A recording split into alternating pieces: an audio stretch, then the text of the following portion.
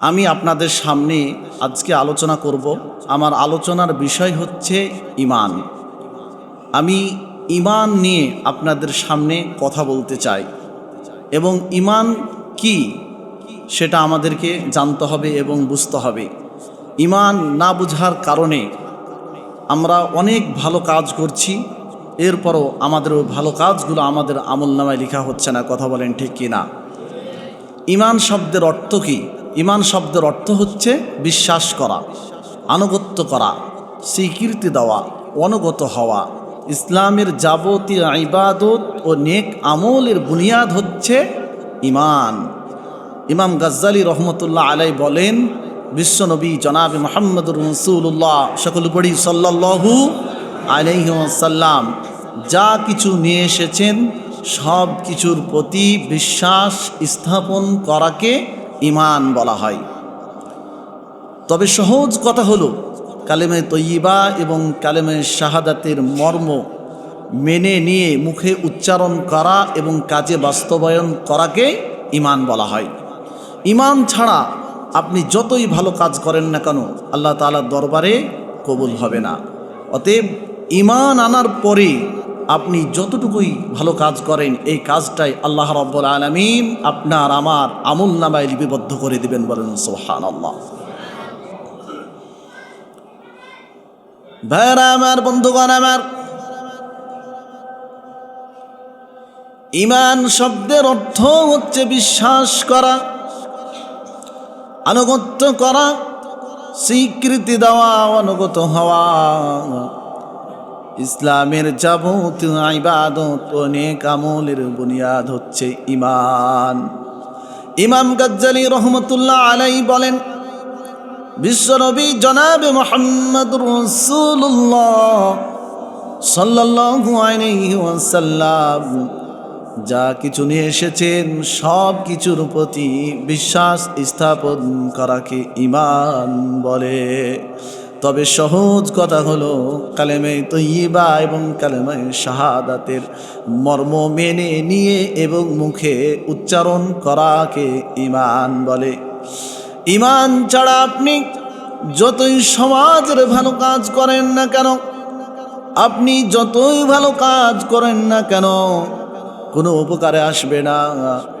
ঈমান আনার পরে যত ভালো কাজ করবেন প্রত্যেকটা কাজগুলোকে আল্লাহ রাব্বুল আলামিন কবুল করে নেবেন। বলেন সুবহানাল্লাহ। কেউ যদি একটা সাততলা ফাউন্ডেশন দিতে চায় তাহলে অবশ্যই তাকে নিচে ফাউন্ডেশন দিতে হবে।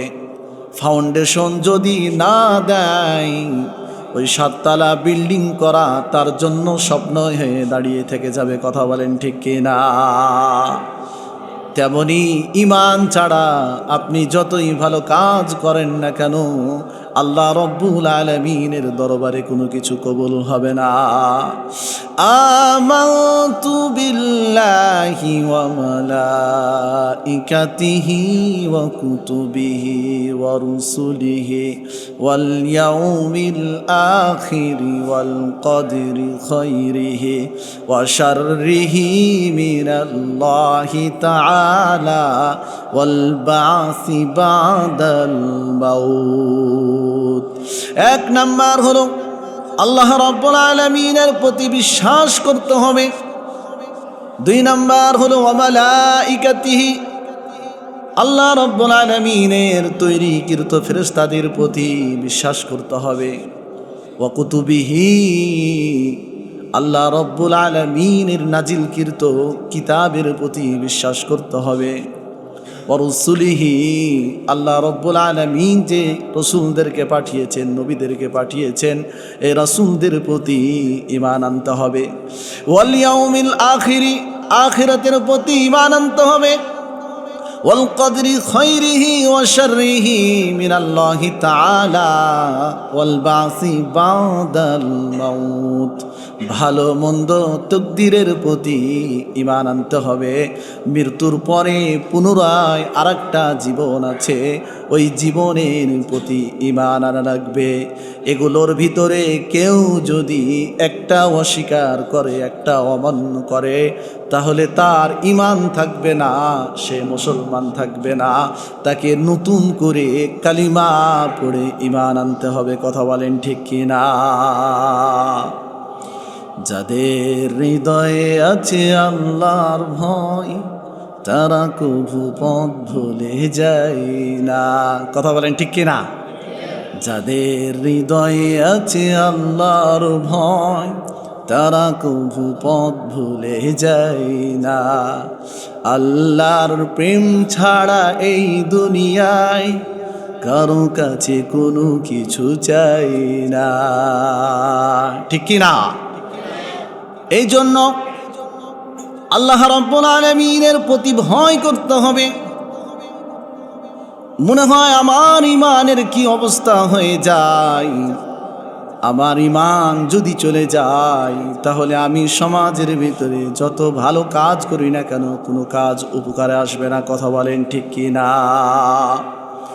আল্লাহ রাব্বুল আলামিন কোরআনুল কারীমের 2 নম্বর সূরা বাকারা 3 নম্বর পারা 8 নম্বর পৃষ্ঠা 40 নম্বর রুকু 285 নম্বর আয়াতের ভিতরে আল্লাহ রাব্বুল আলামিন জানিয়ে দিয়েছেন, আমানার রাসূলু বিমা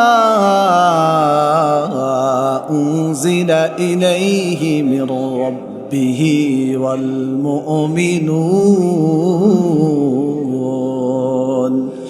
কুল্লুন আমানা বিল্লাহি ওয়া মালাইকাতিহি ওয়া কুতুবিহি ওয়া রুসুলিহি লা নুফাররিকু বাইনা আহাদিম মির রুসুলিহি ওয়া ক্বালু সামি'না ওয়া আতা'না গুফরানাকা রাব্বানা ওয়া ইলাইকাল মাসীর। আল্লাহু আকবার। আল্লাহ রাব্বুল আলামিন আয়াতের ভিতরে কি চমৎকার ভাবে জানিয়ে দিয়েছেন, রাসূল তার রবের পক্ষ থেকে তার উপর যে হেদায়েত নাজিল হয়েছে তার প্রতি ঈমান এনেছেন। মানে আল্লাহ রব্বুল আলামিন যা কিছু নাজিল করেছেন সব কিছুর প্রতি আমাদের প্রিয় নবী, বিশ্ব নবী জনাবে মুহাম্মদুর রাসূলুল্লাহ সাল্লাল্লাহু আলাইহি ওয়াসাল্লাম ঈমান এনেছেন। আর যে সব লোক ওই রাসূলের প্রতি ঈমান এনেছে তারা সবাই ওই হেদায়েতকে মনে প্রাণে স্বীকার করে নিয়েছে। তারা সবাই আল্লাহকে ও তার ফেরেশতাদেরকে ও তার কিতাবসমূহকে ও তার রাসূলদেরকে মানে, এবং তাদের বক্তব্য হচ্ছে আমরা আল্লাহ রাসূলদের মধ্যে পার্থক্য করি না। আমরা নির্দেশ শুনেছি ও অনুগত হয়েছি। হে প্রভু, হে আল্লাহ রব্বুল আলামিন, আমরা তোমার কাছে গুনাহ মাফের জন্য প্রার্থনা করছি, আমাদেরকে তোমার ওই দিকে ফিরে যেতে হবে। কথা বলেন ঠিক কি না? আল্লাহ রাব্বুল আলামিন কোরআনুল কারীমের 9 নম্বর সূরা তাওবা 10 নম্বর পারা 9 নম্বর পৃষ্ঠা 3 নম্বর লাইন 3 নম্বর রুকু 23 নম্বর আয়াতের ভিতরে আল্লাহ রাব্বুল আলামিন জানিয়ে দিয়েছেন, ইয়া আইয়ুহাল্লাযীনা আমানু লা তাত্তাখিযু আবাআকুম ওয়া ইখওয়ানাকুম আউলিয়া ইন ইসতাহাব্বুল কুফরা আলাল ঈমান ওয়া মান ইয়াতাওয়াল্লাহুম মিনকুম فأولئك هم الظالمون। আল্লাহু আকবার। আয়াতের ভিতরে আল্লাহ রাব্বুল আলামিন কি চমৎকার ভাবে জানিয়ে দিয়েছেন, ইয়া আইয়ুহাল্লাযীনা আমানু, হে ইমানদারগণ, হে বিশ্বাসীগণ, হে মুমিনগণ, তোমাদের পিতা ও ভাইরা যদি ঈমান অপেক্ষা কুফরিকে বেশি ভালোবাসে তবে তাদেরকে তোমরা অভিভাবক রূপে গ্রহণ করো না। আর যারা তাদেরকে অভিভাবক রূপে গ্রহণ করবে, ওয়ামান ইয়াতাওয়াল্লাহুম মিনকুম ফাউলাইকা হুমুজ জালিমুন, এরাই হচ্ছে সীমালঙ্ঘনকারী। কথা বলেন ঠিক কিনা? এই ঈমানের জন্য পিতা যদি কুফরির দিকে নিয়ে যায়, পিতা যদি কুফরিকে বেশি ভালোবাসে, তবে ওই পিতাকে অভিভাবক রূপে গ্রহণ করা যাবে না। অনেক ভাই আছে তারা কুফরিকে বেশি মহব্বত করে, ভালোবাসে, তাদেরকে অভিভাবক রূপে গ্রহণ করা যাবে না। যারা তাদেরকে অভিভাবক রূপে গ্রহণ করবে এরাই হচ্ছে সীমালঙ্ঘনকারী। আর এদের জন্য আল্লাহ রব্বুল আলামিন ওই জাহান্নামের ব্যবস্থা করে রেখেছেন। কথা বলেন ঠিক কি না? ঈমান হচ্ছে, আমরা সহজভাবে ঈমান পেয়ে গেছি। আমাদের পিতা মাতা, আমাদের দাদা দাদি, নানা নানি সবাই হচ্ছে মুসলমান। এই মুসলমানের ঘরে জন্মগ্রহণ করার কারণে ঈমান কি জিনিস আমরা বুঝতে পারি নাই। দুনিয়াতে আসার পরে আল্লাহ রব্বুল আলামিন আমাদেরকে মুসলমানের ঘরে জন্মগ্রহণ করিয়েছেন। কথা বলেন ঠিক কি না? ঈমান যদি আমাদেরকে আনতে হতো, ঈমান যদি আমাদেরকে আনা লাগতো, তাহলে এই ঈমানের মর্মটা, মর্যাদাটা আমরা বুঝতে পারতাম। ঈমান কি জিনিস? একজন তরুণ যুবক এর একটা ঘটনা আমি আপনাদেরকে বলি। ছোট্ট অবস্থায় পিতাকে হারিয়েছে। যুবক চাচার বাড়িতে লালিত পালিত হয়েছে। চাচার উট বকরিগুলো চড়ানোই তার কাজ ছিল। মক্কা বিজয়ের পূর্বে ইসলামের দাওয়াত পেয়েছিল, তখন থেকে ইসলামের প্রতি আকৃষ্ট হয়েছিল। মক্কা বিজয়ের পরে চাচাকে বলল, চাচা আমি ইসলাম ধর্ম গ্রহণ করতে চাই, আমি মুসলমান হতে চাই। চাচা ভাতিজাকে ডেকে ডেকে বলল, বাবা তুমি যদি কালিমা পড়ো, তুমি যদি ঈমান আনো, তোমার কি অবস্থা হবে তুমি কি জানো? ভাতিজা চাচাকে বলল, না আমি জানি না। চাচা ভাতিজাকে ডেকে বলল, তুমি যদি কালিমা পড়ো, তুমি যদি ঈমান আনো, তোমাকে যতগুলো বকরি দেওয়া আছে সব বকরিগুলো আমি নিয়ে নেব। ভাতিজা চাচাকে বলল, চাচা ঈমান আনার জন্য বকরিও আপনাকে আমি দিয়ে দিলাম। চাচা ভাতিজাকে ডেকে বলল, ভাতিজা শুধু আমি বকরিগুলো নিব না, তোমার গায়ে যে পোশাকগুলো আছে এই পোশাকগুলো তুমি খুলে দাও। ভাতিজা চাচাকে পোশাকগুলো খুলে দিল। নগ্ন অবস্থায় টকবকে যুবক মায়ের কাছে চলে গেল। মা ওই যুবকের দিকে তাকাইতে পারলেন না। চক্ষু দুটাকে বন্ধ করে এক দৌড় দিয়ে ঘরে ঢুকে গেলেন। ঘরে ঢুকে একটা কম্বল ছিল, ওই কম্বলটা কলিজার টুকরা সন্তানকে চালায়া দিল। আর কলিজার টুকরা সন্তানকে ডেকে ডেকে বলল, বাবা আমি যে কম্বলটা দিলাম, এই কম্বলটা দিয়ে তুমি তোমার লজ্জা স্থানটা ঢেকে নাও। সে কম্বলটা দিয়ে এক টুকরো দিয়ে লজ্জা স্থান ঢাকলো, আর এক টুকরো দিয়ে পুরো শরীরটাকে ঢেকে নিল। 14 দিন, মক্কা থেকে 14 দিন সময় রাস্তা পাড়ি দিয়ে মদিনায় চলে গেল। মদিনায় ফজরের নামাজের পরে গিয়ে উপস্থিত হলো। সাহাবীরা সেই যুবককে দেখে সাহাবায়ে কেরাম রাদিয়াল্লাহু তাআলা আনহু বলল, তুমি কে?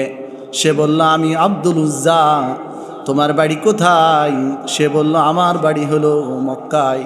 তুমি কোথায় এসেছো? সে বলল, আমি একজনের কাছে এসেছি, তিনি হলেন বিশ্ব নবী জনাবে মুহাম্মদুর রাসূলুল্লাহ সাল্লাল্লাহু আলাইহি ওয়াসাল্লামের কাছে এসেছি।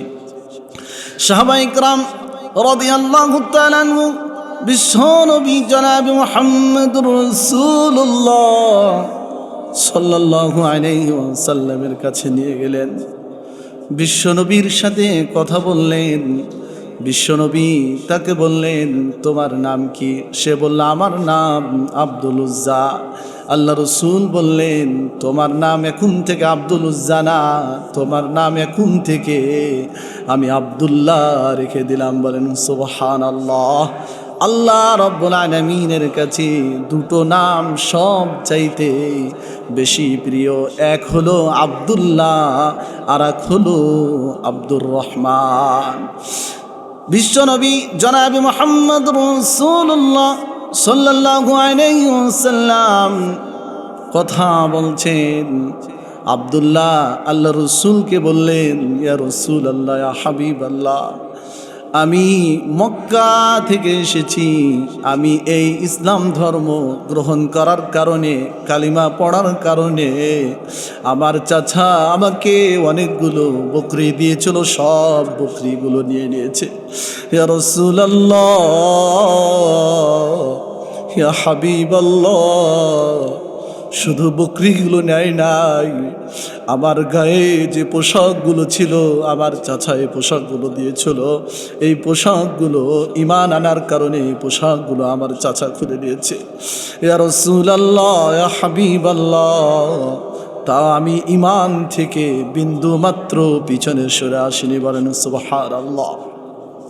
বিশ্বনবী জনাব মুহাম্মদুর রাসূলুল্লাহ সাল্লাল্লাহু আলাইহি ওয়াসাল্লাম বললেন, ও আব্দুল্লাহ, তোমার চাচা তোমার পোশাক খুলে নিয়েছে, আর আমি বিশ্ব নবী তোমার গায়ে পোশাক তুলে দিলাম। বলেন সুবহানাল্লাহ। বিশ্ব নবী জনাবে মুহাম্মদ রাসূলুল্লাহ সাল্লাল্লাহু আলাইহি ওয়াসাল্লাম আব্দুল্লাহকে আসহাবে সুফার ভিতরে রাখতে দিলেন। আসহাবে সুফার ভিতরে আব্দুল্লাহ এত জোরে কোরআন তেলাওয়াত করত, কোরআন তেলাওয়াত করার কারণে অন্য সাহাবীদের সমস্যা হয়ে যেত, অন্য সাহাবীদের ঘুমের সমস্যা হতো, নামাজের সমস্যা হয়ে যেত। হযরত ওমর রাদিয়াল্লাহু তাআলা আনহু বিশ্বনবী জনাব মুহাম্মদুর রাসূলুল্লাহ সাল্লাল্লাহু আলাইহি ওয়াসাল্লাম কে বললেন, ইয়া রাসূলুল্লাহ, ইয়া হাবিবাল্লাহ, আব্দুল্লাহ কোরআন তেলাওয়াত করার কারণে আমাদের নামাজের সমস্যা হয়ে যাচ্ছে, আমাদের ঘুমের সমস্যা হয়ে যাচ্ছে। বিশ্বনবী জনাব মুহাম্মদুর রাসূলুল্লাহ সাল্লাল্লাহু আলাইহি ওয়াসাল্লাম বললেন, ওমর, আব্দুল্লাহর ব্যাপারে তোমরা কেউ বিচার দায়ের করো না। সীমান আনতে গিয়ে বকরি হারিয়েছে, পোশাক হারিয়েছে, সব কিছু হারিয়েছে, একমাত্র আল্লাহ এবং আল্লাহর রাসূলকে মানার জন্য। বলেন সুবহানাল্লাহ। কিছুদিন পরে তাবুকের যুদ্ধে বিশ্বনবী জনাব মুহাম্মদ রাসূলুল্লাহ সাল্লাল্লাহু আলাইহি ওয়াসাল্লাম যাওয়ার জন্য সাহাবীদেরকে বললেন, ও আমার সাহাবীরা, তোমরা যে যে তাবুকের যুদ্ধে যাবে তোমরা নামটা লিখায় লাও। সকল সাহাবী বিশ্বনবী জনাব মুহাম্মদ রাসূলুল্লাহ সাল্লাল্লাহু আলাইহি ওয়াসাল্লামের কাছে গিয়ে নামটা লিখাইলেন। আব্দুল্লাহ চিন্তা করলো, আহারে, আমি তো এর পূর্বে কোনো যুদ্ধে অংশগ্রহণ করতে পারি নাই, আমিও তাবুকের যুদ্ধে যেতে চাই। আব্দুল্লাহ বিশ্বনবী জনাব মুহাম্মদ রাসূলুল্লাহ সাল্লাল্লাহু আলাইহি ওয়াসাল্লামের কাছে চলে গেলেন। আল্লাহ রসুলকে বললেন, ইয়া রাসূলুল্লাহ, ইয়া হাবিবাল্লাহ, আমিও তাবুকের যুদ্ধে যেতে চাই, আমি তাবুকের যুদ্ধে যে আমি যেন শহীদ হয়ে যাই, এ দোয়াটা আমার জন্য আপনি একটু করে দেন। বিশ্বনবী জনাব মুহাম্মদ রাসূলুল্লাহ, সকলে পড়ি সাল্লাল্লাহু আলাইহি ওয়াসাল্লাম, বললেন, ও আব্দুল্লাহ, তুমি কোনো একটা গাছের ছাল তুমি আমাকে এনে দাও। আব্দুল্লাহ একটা গাছের ছাল এনে আল্লাহ রসুলের হাতে দিলেন। আল্লাহ রসুল ওই গাছের ছালটা আব্দুল্লাহর হাতে বেঁধে দিয়ে বিশ্বনবী জনাবে মুহাম্মদ রাসূলুল্লাহ সাল্লাল্লাহু আলাইহি ওয়াসাল্লাম আল্লাহ রাব্বুল আলামিনের কাছে দোয়া করলেন, হে আল্লাহ রাব্বুল আলামিন, আব্দুল্লাহর রক্ত কাফেরদের জন্য আমি হারাম করছি। আব্দুল্লাহর মনটা খারাপ হয়ে গেল। বললেন, ইয়া রাসূলুল্লাহ, ইয়া হাবিবাল্লাহ, হে আল্লাহ রসুল, আপনার কাছে আমি দোয়া চাইলাম, আপনি একটু আমার জন্য দোয়া করবেন, আমি যেন তাবুকের যুদ্ধে যে শহীদ হয়ে যাই। আপনি উল্টো দোয়া করলেন, বিপরীত দোয়া করলেন। যে দোয়া করলেন ওই কাফেরদের জন্য আমার রক্তটাকে হারাম করে দিলেন। বিশ্বনবী জনাবে মুহাম্মদ রাসূলুল্লাহ সাল্লাল্লাহু আলাইহি ওয়াসাল্লাম বললেন, ও আব্দুল্লাহ, তুমি যদি প্রচণ্ড জ্বরে মারা যাও কিংবা বহন থেকে পড়ে গিয়ে মারা যাও, আল্লাহ রব্বুল আলামিন তোমাকে শহীদের মর্যাদা হিসেবে কবুল করে নেবেন। বলেন সুবহানাল্লাহ। সকল সাহাবী মেনে বিশ্বনবী জনাবে মুহাম্মদ রাসূলুল্লাহ সাল্লাল্লাহু আলাইহি ওয়াসাল্লাম তাবুকের যুদ্ধে চলে গেলেন।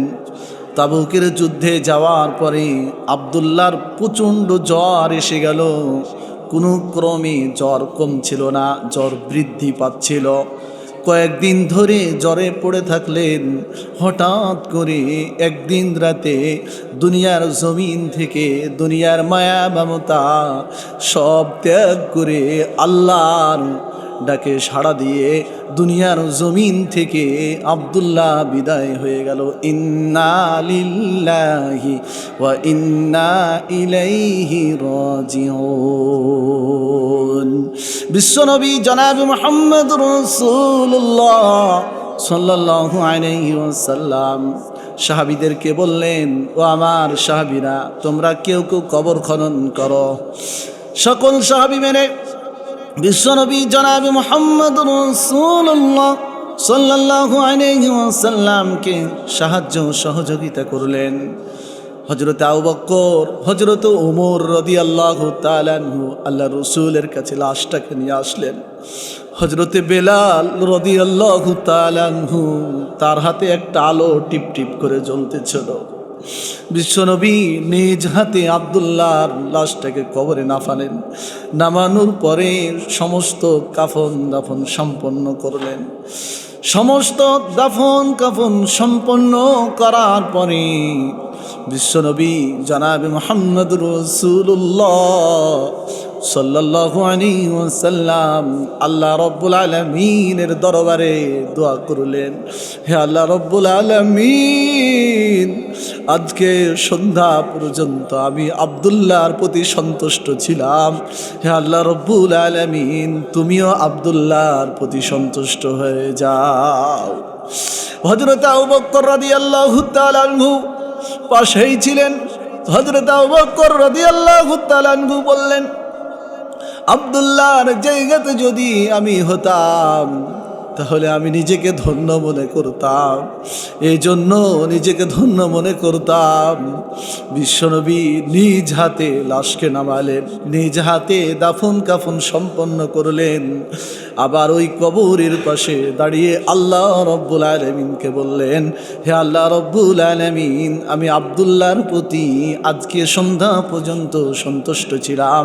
আল্লাহ, তুমিও এই আব্দুল্লাহর প্রতি সন্তুষ্ট হয়ে যাও। ভাইরা আমার, বন্ধুগণ আমার, ও গড়ের মাঠবাসী, আমার প্রাণ প্রিয়বাসী, ঈমান আমরা ওই পিতা মাতার সূত্রে আমরা পেয়েছি, ওই দাদা দাদি নানা নানি তাদের সূত্রে আমরা ইসলামটাকে পেয়ে গেছি। যদি এই ঈমান যদি নিজে আনতে হতো তাহলে আমরা আজ এই ঈমানের মর্মটা বুঝতে পারতাম। কথা বলেন ঠিক কি না? আল্লাহ রাব্বুল আলামিন কোরআনুল কারীমের 8 নম্বর সূরা আনফাল 9 নম্বর পারা 16 নম্বর পৃষ্ঠা 2 নম্বর লাইন 1 নম্বর রুকু 2 নম্বর আয়াতের ভিতরে আল্লাহ রব্বুল আলামিন কি চমৎকার ভাবে জানিয়ে দিয়েছেন, ইন্নামাল মুমিনুনা আল্লাযীনা ইযা যুকিরাল্লাহু ওয়াজিলাত কুলুবুহুম ওয়া ইযা তুলিয়াত আলাইহিম আয়াতুহু যাদাতুহুম ঈমানান ওয়া আলা রাব্বিহিম ইয়াতাওয়াক্কালুন। আল্লাহু আকবার। আল্লাহ রাব্বুল আলামিন আয়াতের ভিতরে কি চমৎকার ভাবে জানিয়ে দিয়েছেন, প্রকৃত ঈমানদার তো তারাই যখন তাদের অন্তর কেঁপে উঠে, যখন আল্লাহ রব্বুল আলামিনকে স্মরণ করা হয় এবং তাদের সামনে আল্লাহ রব্বুল আলামিনের আয়াতগুলোকে তেলাওয়াত করা হয়, তখন আল্লাহ রব্বুল আলামিন তাদের ঈমানগুলোকে বৃদ্ধি করে দেন এবং তারা আল্লাহ রব্বুল আলামিনকে ভয় করে। কথা বলেন ঠিক কি না? কোরআনুল কারীমের তেলাওয়াত শুনলে খারাপ লাগে না ভালো লাগে? বলেন, খারাপ লাগে না ভালো লাগে? জবান খুলে বলেন, খারাপ লাগে না ভালো লাগে? আলহামদুলিল্লাহি রাব্বিল আলামিন الرحمن الرحيم مالك يوم الدين إياك نعبد وإياك نستعين اهدنا الصراط المستقيم صراط الذين أنعمت عليهم غير المغضوب عليهم ولا الضالين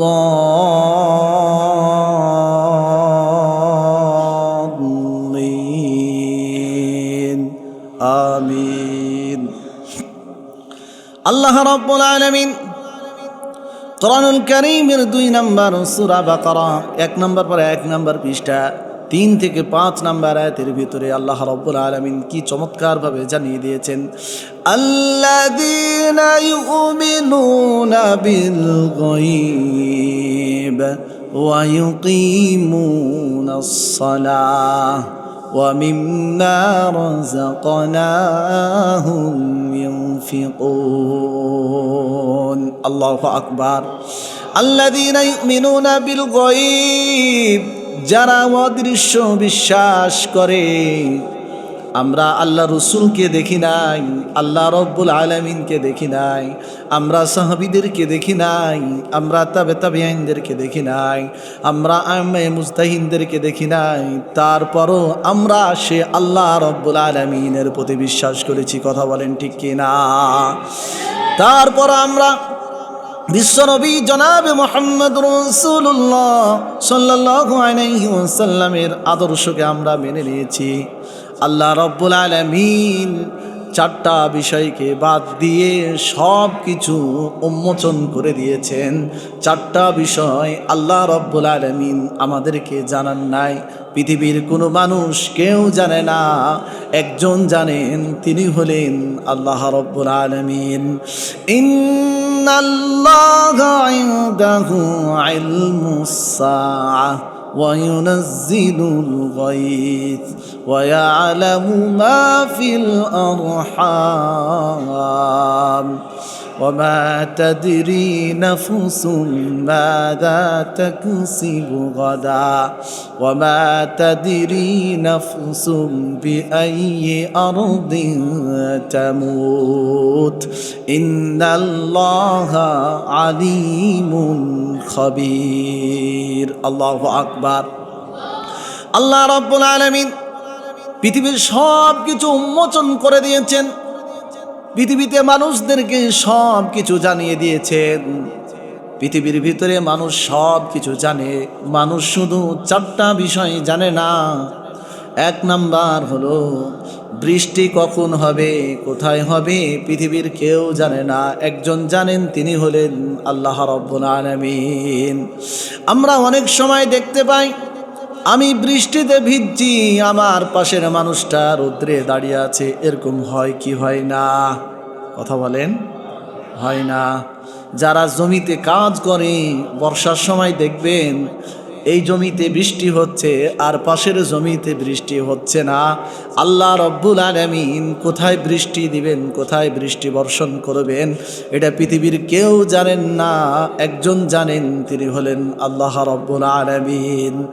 2 নাম্বার হলো মাতৃগর্ভে ছেলে সন্তান আছে না কন্যা সন্তান আছে, এটা পৃথিবীর কেউ জানেন না, একজন জানেন, তিনি হলেন আল্লাহ রব্বুল আলামিন।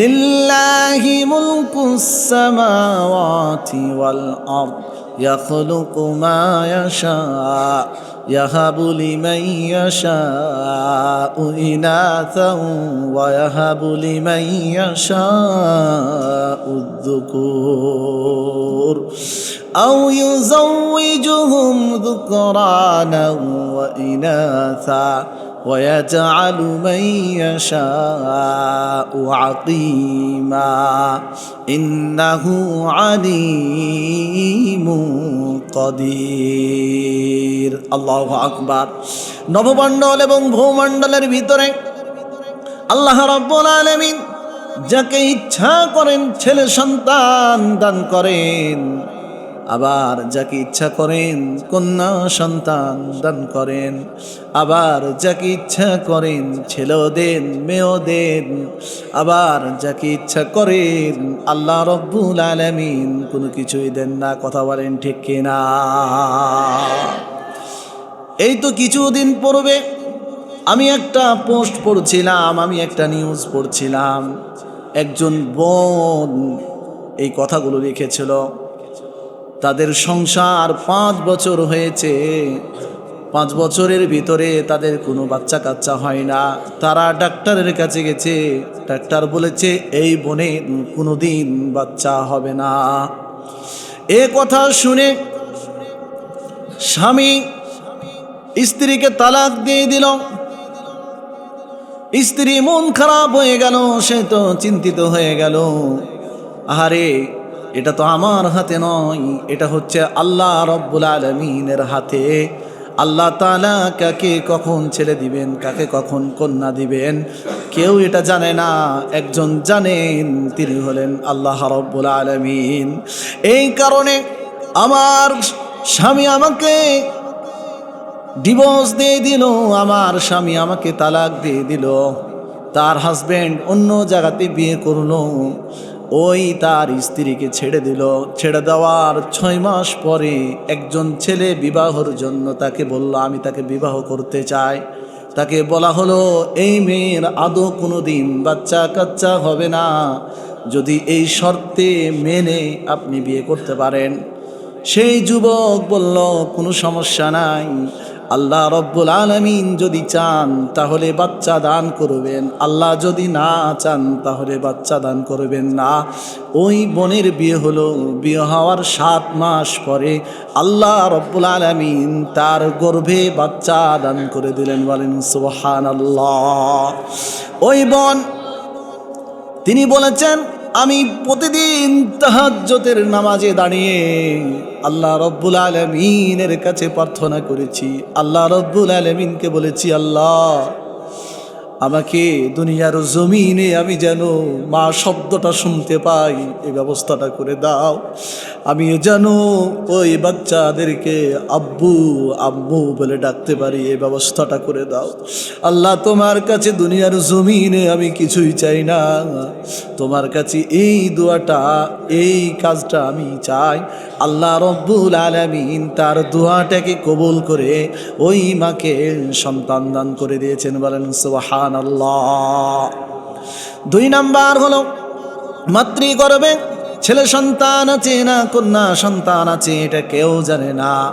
3 নাম্বার হলো আগামীকালকে আমরা কি করব, কি খাবো, কোথায় রিজিক আছে, এটা আমরা কেউ জানি না, একজন জানেন, তিনি হলেন আল্লাহ রব্বুল আলামিন।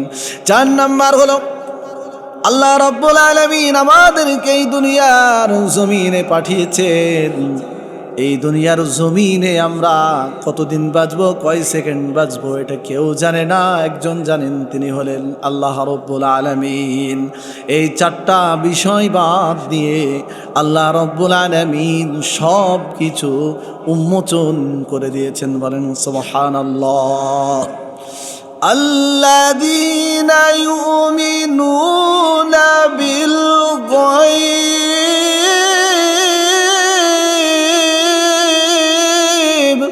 আল্লাহু আকবার, ওয়া ইউকিমুনাস সালাত,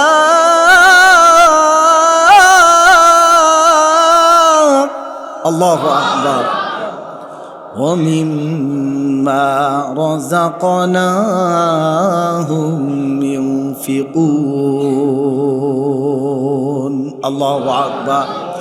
যারা অদৃশ্য বিশ্বাস করে, ওয়াইকিমুনাস সালাহ, এবং সালাত কায়েম করে, নামাজ পড়ে।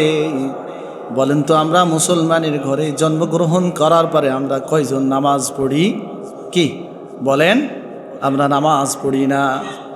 কেমন করে ঘুমাও তুমি, কেমন করে ঘুমাও তুমি, ফজর করে কাজা, এমনও তো হতে পারে জোহরে জানাজা, এমনও তো হতে পারে হাসুরে জানাজা। কথা বলেন ঠিক কিনা? সে নামাজ পড়া দরকার আছে না নাই? এটা আল্লাহর বিধান, আল্লাহ ফরজ করেছেন কি করেন নাই? কথা বলেন। ভাইরা আমার, বন্ধুগণ আমার, বিশ্বনবী জনাব মুহাম্মদুর রাসূলুল্লাহ সাল্লাল্লাহু আলাইহি ওয়াসাল্লাম বলেছেন, যে ব্যক্তি এশারের নামাজ জামাতের সাথে আদায় করলো, সে ব্যক্তি অর্ধরাত্রি নামাজ আদায় করলো। আবার যে ব্যক্তি ফজরের নামাজ জামাতের সাথে আদায় করলো, সে ব্যক্তি সারা রাত্রি ইবাদত করলো। বলেন সুবহানাল্লাহ।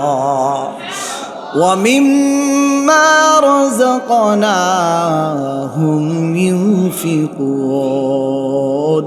আর আমি আল্লাহ রব্বুল আলামিন তাদেরকে যে জীবিকা দিয়েছি তা থেকে ব্যয় করে।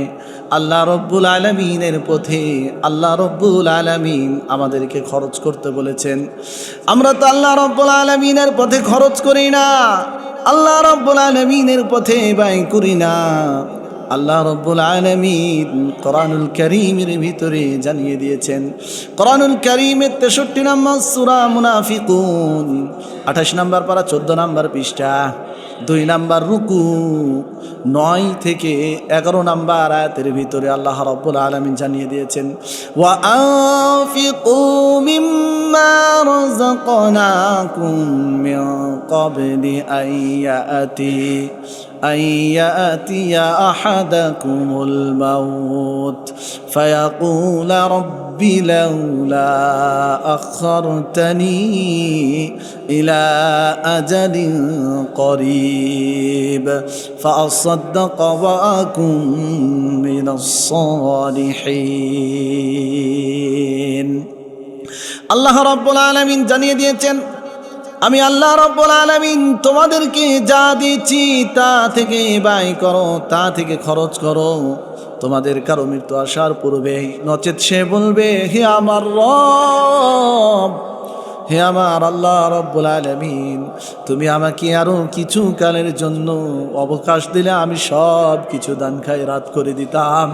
শুধু দান খায়রাত করে দিতাম না, দুনিয়ার জমিনে তোমার যে সমস্ত দিনদার মুত্তাকি পরেজগার মানুষেরা আছে, আমরা তাদের অন্তর্ভুক্ত হয়ে যেতাম।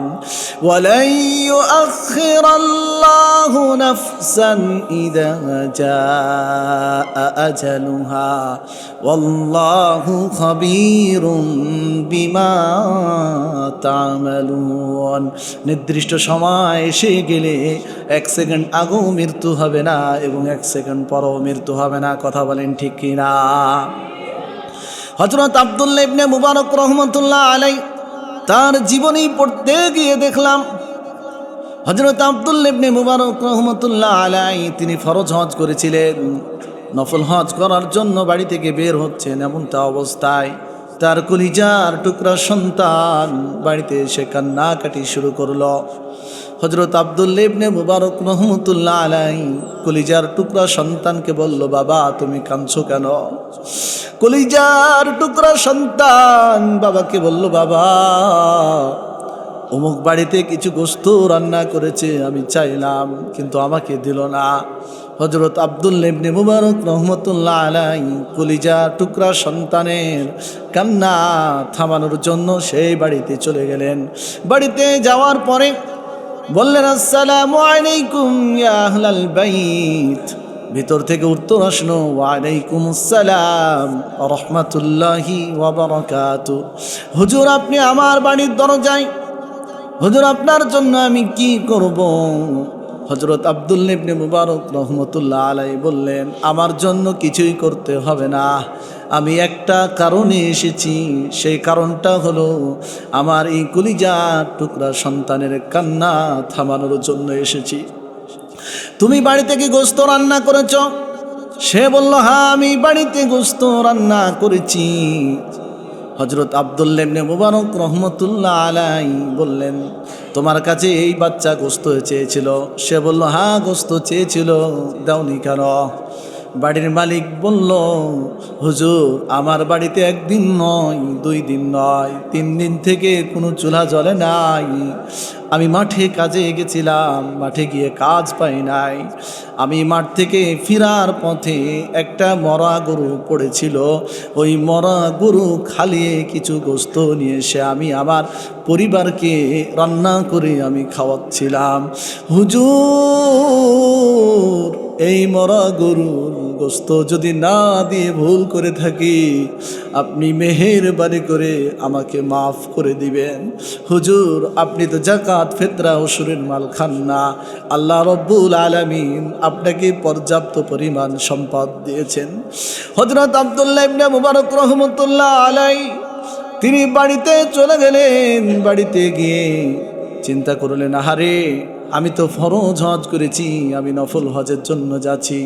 হজ্জের জন্য যতগুলো টাকা ছিল সমস্ত টাকাগুলো ওই বাড়িতে গিয়ে বললেন, কিছু টাকা দিয়ে তুমি তোমার পরিবার পরিজনকে খাওয়াও, আর কিছু টাকা দিয়ে তুমি ব্যবসা প্রতিষ্ঠান করে প্রতিষ্ঠিত হয়ে যাও। 45 দিন পরে হযরত আব্দুল্লাহ ইবনে মুবারক রহমতুল্লাহ আলাইহি তার বন্ধু তাকে বলছে, বন্ধু তুমি হজে থেকে কবে আসলে?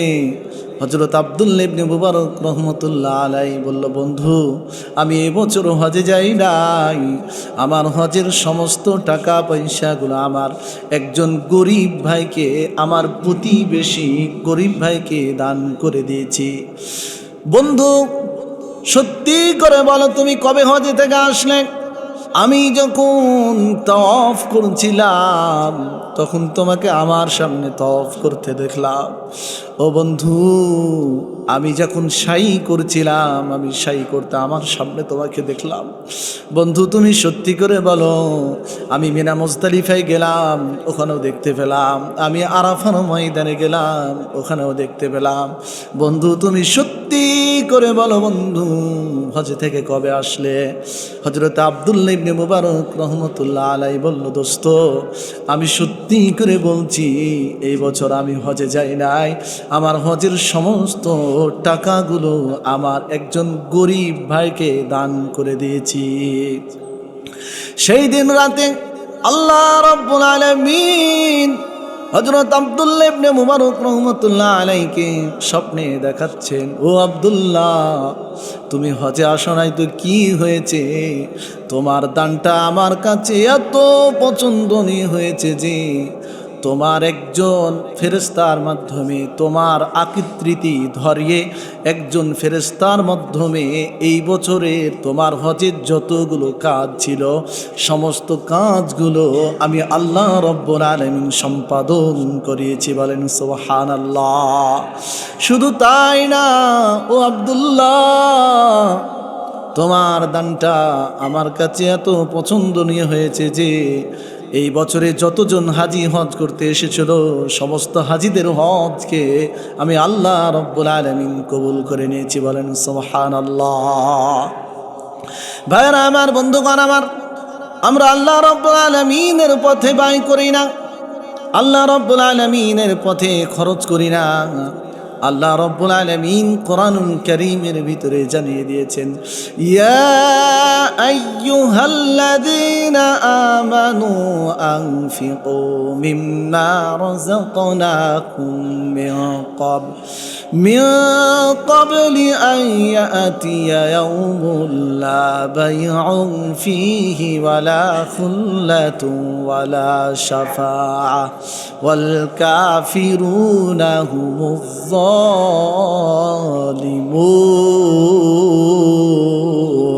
জালিমুন। আল্লাহু আকবার। হে ইমানদারগণ, হে বিশ্বাসীগণ, হে মুমিনগণ, আমি আল্লাহ রাব্বুল আলামিন তোমাদেরকে যা দিয়েছি তা থেকে খরচ করো। আমি আল্লাহ রাব্বুল আলামিন তোমাদেরকে যতটুকু দিয়েছি, আল্লাহ রাব্বুল আলামিন আমাদের জন্য নির্ধারণ করে দেন নাই যে এত টাকা থাকা লাগবে, তার এতটুকু দান করা লাগবে। এটা আল্লাহ রাব্বুল আলামিন নির্ধারণ করেন নাই। আল্লাহ রাব্বুল আলামিন বলেছেন, আমি তোমাদেরকে যা দিয়েছি তা থেকে ব্যয় করো। সেই দিন আসার পূর্বে, যেই দিন কোনো কেনা বেচা চলবে না, কোনো বন্ধুত্ব চলবে না, কোনো বন্ধুর সুপারিশ চলবে না। ওয়াল কাফিরুনা হুমুয জালিমুন। অবিশ্বাসকারীরাই হচ্ছে জালিম। কথা বলেন ঠিক কিনা? রাসূল আমার ভালোবাসা, রাসূল আমার আলো আশা, রাসূল আমার প্রেম বিরহের মূল আলোচনা, রাসূল আমার কাজে কর্মে অনুপ্রেরণা, রাসূল আমার ভালোবাসা, রাসূল আমার আলো আশা, রাসূল আমার প্রেম বিরহের মূল আলোচনা, রাসূল আমার কাজে কর্মে অনুপ্রেরণা। কথা বলেন ঠিক কিনা? সবাই একটু জিকির করি, সুবহানাল্লাহ, আলহামদুলিল্লাহ, লা ইলাহা ইল্লাল্লাহ। জবান খুলে পড়ি, জবান খুলে। সুবহানাল্লাহ, আলহামদুলিল্লাহ, লা ইলাহা ইল্লাল্লাহ। সুবহানাল্লাহ, আলহামদুলিল্লাহ, লা ইলাহা ইল্লাল্লাহ। লা ইলাহা ইল্লাল্লাহু মুহাম্মাদুর রাসূলুল্লাহ সাল্লাল্লাহু আলাইহি ওয়াসাল্লাম। আল্লাহ রাব্বুল আলামিন কোরআনুল কারীমের ভিতরে কি চমৎকার ভাবে জানিয়ে দিয়েছেন, আল্লাযীনা ইউমিনুনা বিল গায়ব ওয়া ইউকিমুনাস সালাহ ওয়া মিম্মা রাযাকনাহুম ইউনফিকুন। যারা অদৃশ্য বিশ্বাস করে, ওয়া ইউকিমুনাস সালাহ, এবং সালাত কায়েম করে, ওয়া মিম্মা রাযাকনাহুম ইউনফিকুন, আর আমি আল্লাহ রাব্বুল আলামিন তাদেরকে যে জীবিকা দিয়েছি তা থেকে ব্যয় করে। ওয়াল্লাযীনা ইউমিনুনা বিমা উনজিলা ইলাইকা ওয়া মা উনজিলা মিন ক্বাবলিক ওয়া বিল আখিরাতি হুম ইউকিনুন। এবং আপনার প্রতি যা অবতীর্ণ হয়েছে এবং আপনার পূর্বে যা অবতীর্ণ হয়েছিল তাতে যারা বিশ্বাস করে এবং পরকালে যারা দৃঢ় বিশ্বাসী, তারাই হচ্ছে আল্লাহ রাব্বুল আলামিনের নির্দেশিত পথে রয়েছে, তারাই হচ্ছে সফলকাম। কথা বলেন ঠিক কিনা? আল্লাহ রাব্বুল আলামিন কোরআনুল কারীমের 18 নম্বর সূরা কাহফ 16 নম্বর পারা 3 নম্বর পৃষ্ঠা 12 নম্বর রুকু 107 এবং 108 নম্বর আয়াতের ভিতরে আল্লাহ রাব্বুল আলামিন জানিয়ে দিয়েছেন, ইন্নাল্লাযীনা আমানু ওয়া আমিলুস সালিহাতি কানাত লাহুম জান্নাতুল ফিরদাউসি নুজুলা। নিশ্চয় যারা ঈমান এনেছে, ওয়া আমিলুস সালিহাত, এবং আমল সালিহ করেছে, তাদের মেহমানদারি করার জন্য ফেরদাউসের সুসজ্জিত বাগান রয়েছে, সেখানে তারা চিরকাল থাকবে, সেখান থেকে তারা কখনো বের হতে চাইবে না। কথা বলেন ঠিক কিনা? ওই জান্নাত কি এই সাফিনা পার্কের মতো? কি বলেন, ওই জান্নাত কি সাফিনা পার্কের মতো? আপনাদের কথাই মনে হচ্ছে সাফিনা পার্কের মতো। নাউজুবিল্লাহ।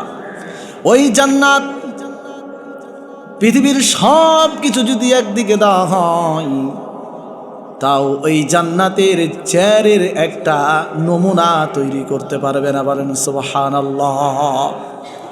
আল্লাহ রাব্বুল আলামিন কোরআনুল কারীমের 2 নম্বর সূরা বাকারা 3 নম্বর পারা 2 নম্বর পৃষ্ঠা 1 নম্বর লাইন 34 নম্বর রুকু 257 নম্বর আয়াতের ভিতরে আল্লাহ রাব্বুল আলামিন জানিয়ে দিয়েছেন, আল্লাহু ওয়ালিয়ুল্লাযীনা আমানু ইখরিজুহুম মিনাজ-যুলুমাতি ইলান-নূর।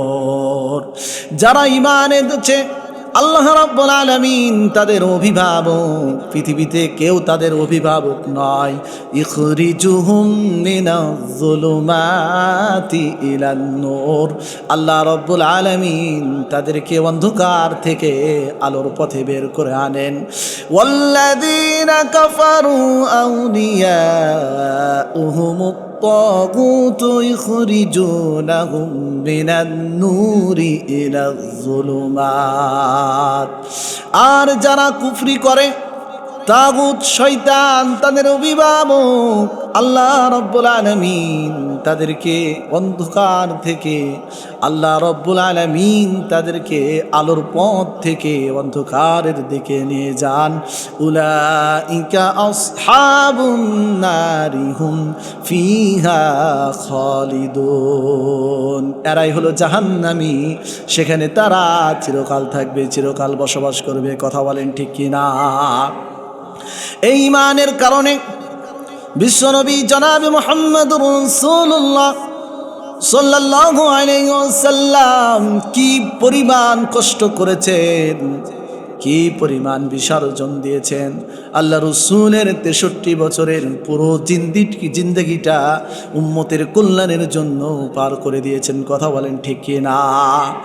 বিশ্বনবী জনাবে মুহাম্মদুর রাসূলুল্লাহ সাল্লাল্লাহু আলাইহি ওয়াসাল্লাম যখন কালিমার দাওয়াত নিয়ে তায়েববাসীর কাছে গেলেন, ওই তায়েববাসীরা কেউ ইসলাম গ্রহণ করলো না, কেউ ঈমান আনলো না, কেউ কালিমা পড়লো না, বরং ওই তায়েববাসীরা বিশ্বনবী জনাবি মুহাম্মদুর রাসূলুল্লাহ সাল্লাল্লাহু আলাইহি ওয়াসাল্লামের প্রতি জুলুম করলো, নির্যাতন করলো।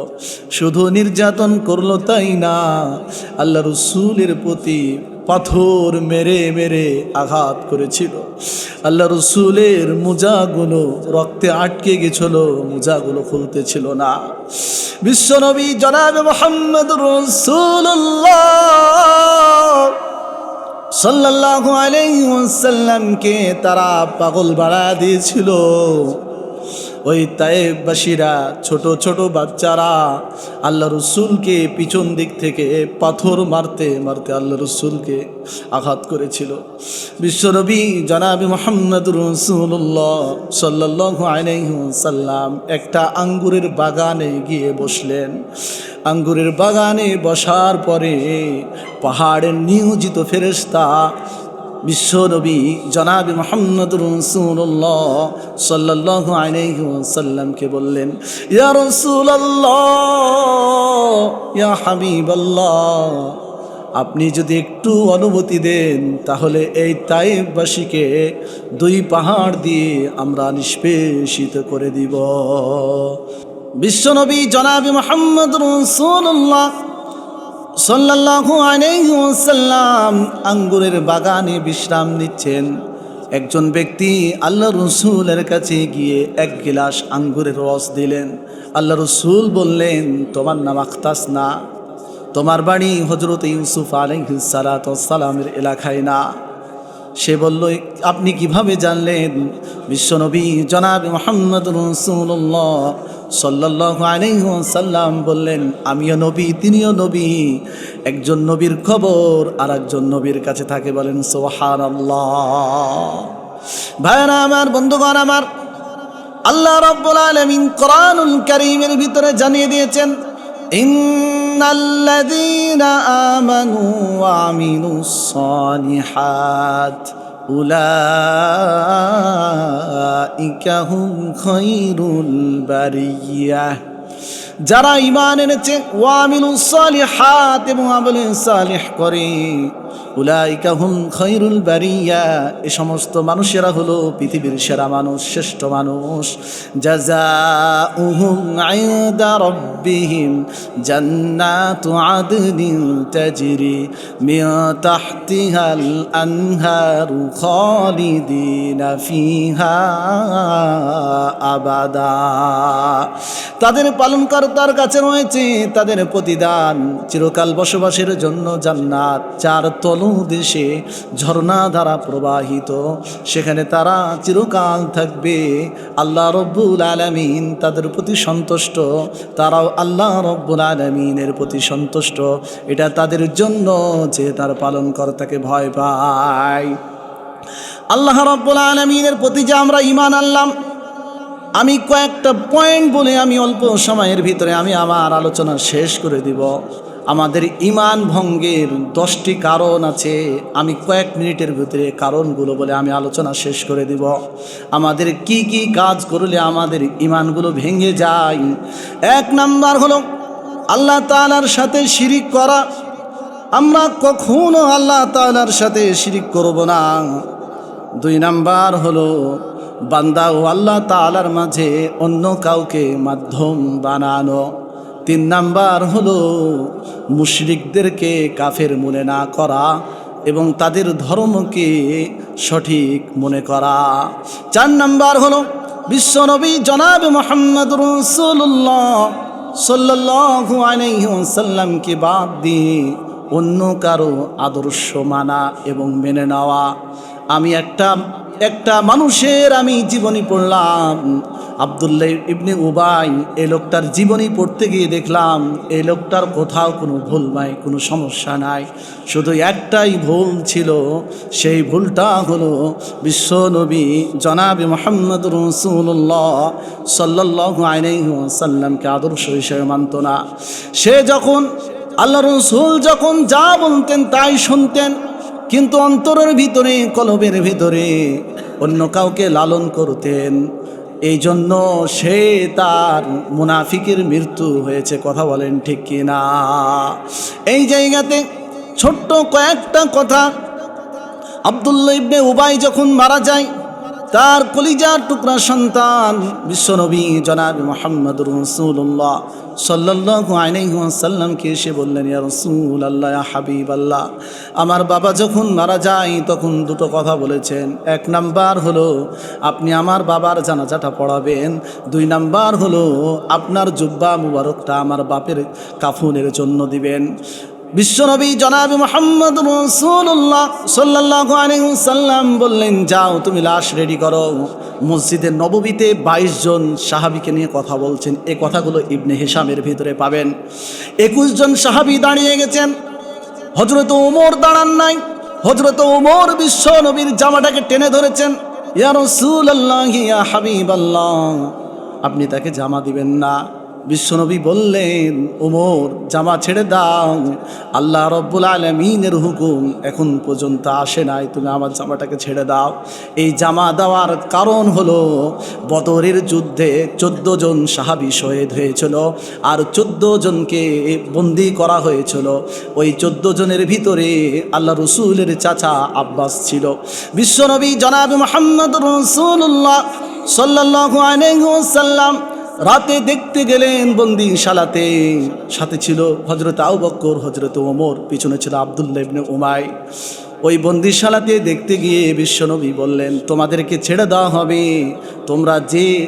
তোমরা যে লেখাপড়া জানো, এই লেখাপড়া তোমরা যদি, আমার যে সমস্ত সাহাবীরা লেখাপড়া জানে না তাদেরকে যদি তোমরা লেখাপড়া শেখাও তাহলে তোমাদেরকে মুক্তি দেওয়া হবে।